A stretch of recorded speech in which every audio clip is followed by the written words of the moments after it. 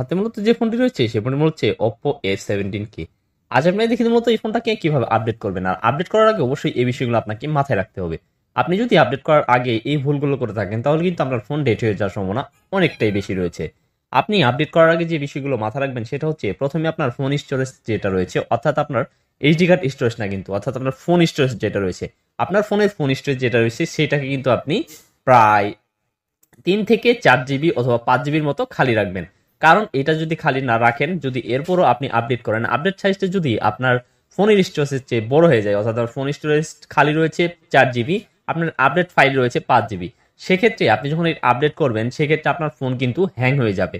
অর্থাৎ phone on করার পর ওপো লেখা লোগো লেখা এসে আটকে পড়বে। তারপর দ্বিতীয়ত যেটা করবেন সেটা হচ্ছে আপনি একটা স্ট্রং ওয়াইফাই কানেক্ট করে নেবেন যাতে দ্রুত আপনার ফোনটা আপডেট হয়ে যেতে পারে। আমি এখানে ওয়াইফাই কানেক্ট করে নিয়েছি। তারপর আমি এখান থেকে সেটিংসে চলে গিয়ে অ্যাবাউট ফোনে চলে যাব।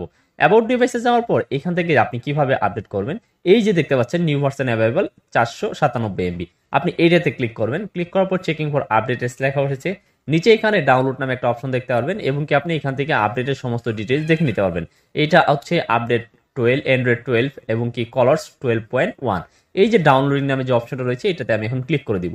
এতে ক্লিক করার পর আমাকে এখান থেকে লং টাইমে কিন্তু অপেক্ষা করতে হবে। আর অবশ্যই যখন আপনি ডাউনলোডিং এ ক্লিক করবেন, ক্লিক করার পর আপনার ফোনটা কখনোই কোনোভাবে অফ করা যাবে না। আপনি যদি এই ডাউনলোডিং ক্লিক করার পর অফ করেন এবং কি এর পরবর্তীতে ইনস্টলিং হওয়ার পরও যদি অফ করেন তাহলে কিন্তু আপনার ফোনটা ডেট হয়ে যাওয়ার সম্ভাবনা রয়েছে 50%।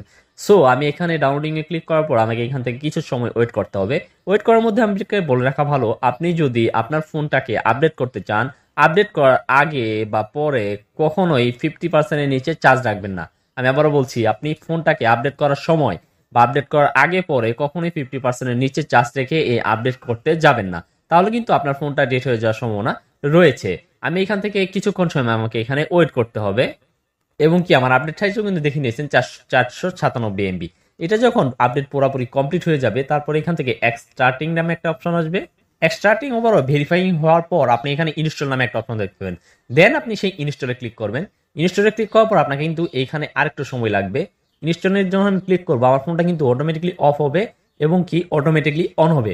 আপনি কিন্তু কখনোই ভুলেও কখনোই আপনি আপনার পাওয়ার বাটন চাপবেন না এবং ফোনটাকে অফ বা অন করার চেষ্টা করবেন না। এইখানে আপনাকে কিছুক্ষণ সময় ওয়েট করতে হবে। আপনার ফোনে যদি অ্যাপ্লিকেশন বেশি থাকে সেক্ষেত্রে কিন্তু আপনার ফোনটা অন হতে দেরি হবে। এই বিষয়ে আপনি কখনোই চিন্তিত হবেন না। এখন আমার ফোনটা কিন্তু আপডেটিং কমপ্লিট হয়ে গেছে। আমি আপডেট করার ফলে অনেক নতুন নতুন ফিচার্স পেয়েছি, কিন্তু আপডেট করার পরবর্তীতে আমার কোনো ফোনের সমস্যা হয়নি। সো আপনি চাইলে আপনার ফোনটাকে আপডেট করতে পারেন।